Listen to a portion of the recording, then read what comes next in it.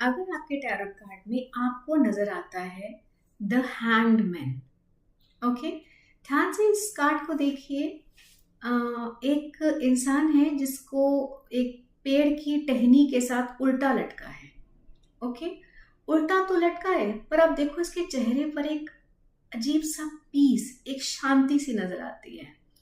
इसके सर के पीछे एक गोल सा ऑरा उसका दिख रहा है, चमकता हुआ ऑरा। अगर आपने पहले पुराने टाइम पे मूवीज में देखा है, फोटोज में देखा है, तो भगवान की फोटोज, बुद्धा की फोटो, जो भी लोग एनलाइटन्ड हैं उनकी फोटोज में उनके सर के पीछे इस तरीके का एक सर्कल नजर आता है, एक चमकता हुआ गोल्डन कलर का सर्कल। ये माना जाता है उनका aura, a beautiful aura which is enlightening, ठीक है, विच इज एमिटिंग लाइट। इस तरीके का एक ऑरा जो है इनका होता है। तो ये वो समय है जिस समय इंसान स्पिरिचुअली अवेक हो रहा है और डिटैच हो रहा है। ये वो समय है जब बाहर की आवाजें अब आपको परेशान नहीं करती है।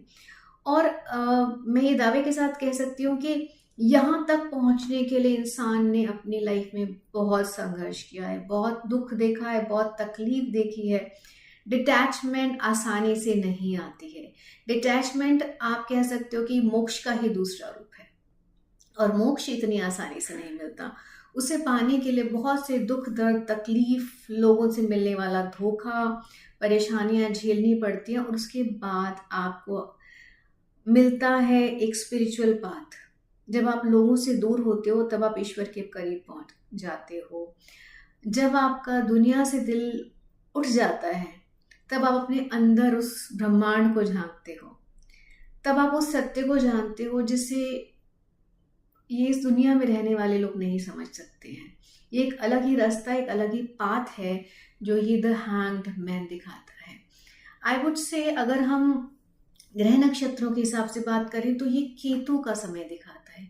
केतु जो पूरी तरह से डिटैच्ड है, जिसके पास इंद्रियां नहीं है, आंख, नाक, कान, तो इस वजह से उसको बाहर की दुनिया से कोई मतलब नहीं है।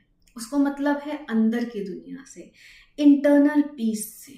ओके, तो ये वो इंसान है जो दुख देख चुका है, तकलीफ देख चुका है, उसके बाद स्ट्रांग हुआ है, स्ट्रांग हुआ है, और एक स्पिरिचुअल एक जर्नी पे चलना उसने शुरू करा है।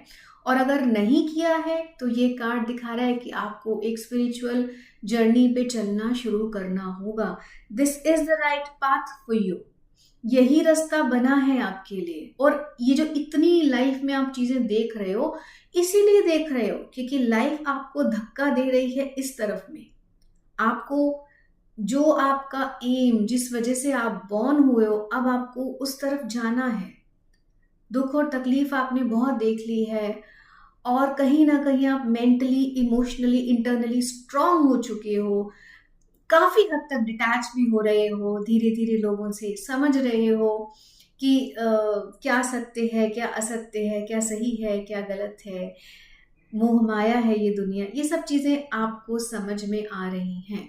ये कार्ड आपसे बात करना चाह रहा है कि दिस इज द टाइम आप अपनी स्पिरिचुअल जो आपकी चीजें हैं उसे इन्वोक करने की कोशिश करो। कुंडली अवेकनिंग की तरफ जाओ, हीलिंग्स की तरफ जाओ।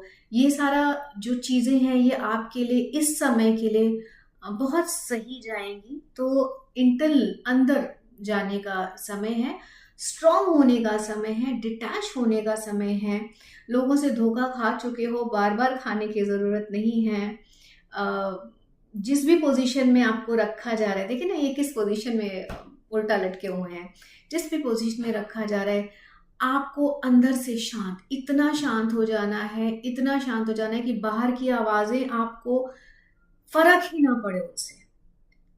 आपका ऑरा इतना स्ट्रांग हो, आपकी पावर इतनी स्ट्रांग हो कि आपकी वजह से वो कमरा जगमगा जाए, आपकी वजह से लोगों की एनर्जीज चेंज हो जाए। तो आपके अंदर वो पावर है। You are strong, very strong. Invoke these powers. अपने अंदर की उन शक्तियों को जागृत करने का समय आ गया है। So this is about the hangman. Thank you.